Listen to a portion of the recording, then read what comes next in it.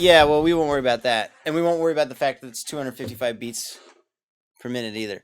Um, so first chord we have E minor, right? Oh yeah, E minor 7. So if we were going to, you could do whatever one you want. If you were going to take a solo, where would be the most obvious place to start?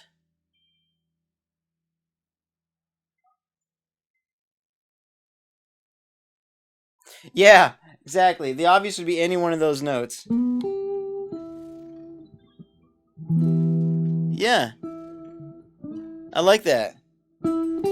Um, all right, so good. That's cool.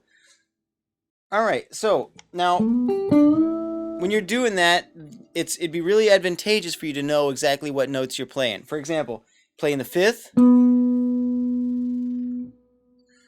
and then the flat third,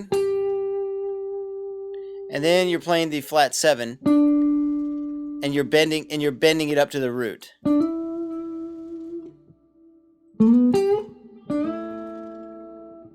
Cool.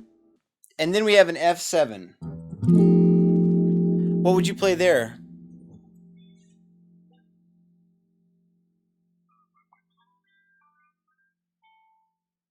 Yeah, that's good. Um, let's just make that our phrase. So we'll have those 3 notes in a bend, and then we'll have 1 note on the F. And this is a really good one that you chose because it's a chord tone. So if you continue with that kind of thinking, where you're playing a lot of chord tones, then you're going to be able to hear the changes go by without accompaniment. That's a big deal. You're really outlining the harmony really well. So, like that. That sounds really good. Okay, so next we have a B flat major 7. What would you try? Like, what's the first thing comes to mind? Good. No, that's the fifth. Good. All right, so we'll start from the fifth then, and let's try to get that same phrase, kind of, the what you had before, like this. Let's try to get some kind of phrase like that starting from here. I can offer you something that you might like. What you did here was low, high, mid with a bend, right? How about this? I'll do the note you did for the B flat, the fifth, and then I'll do the third with my pinky. So I went low to high. Mm-hmm. Good. And then here I'll do a little kind of like a country thing. I'm gonna bar on the 6th fret. Yeah, so what I'm doing is I'm hammering onto the 13 like this. That's the 13, right? And I'm using the bar to do a hammer onto that 13.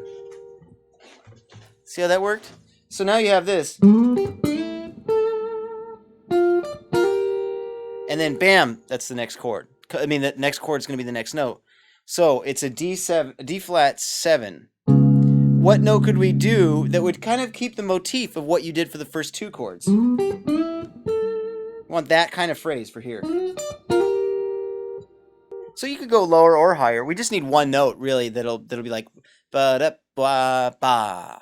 That's our phrase, our original phrase. Da da da da. So let's go ahead and just take.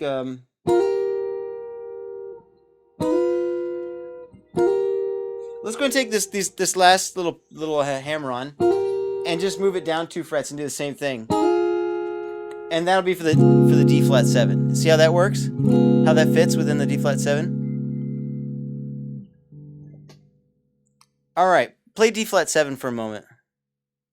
There you go, and that's where this came from. So we did this thing for one of the E string shapes, and for one of the A string shapes. See how that works? It sounds pretty cool.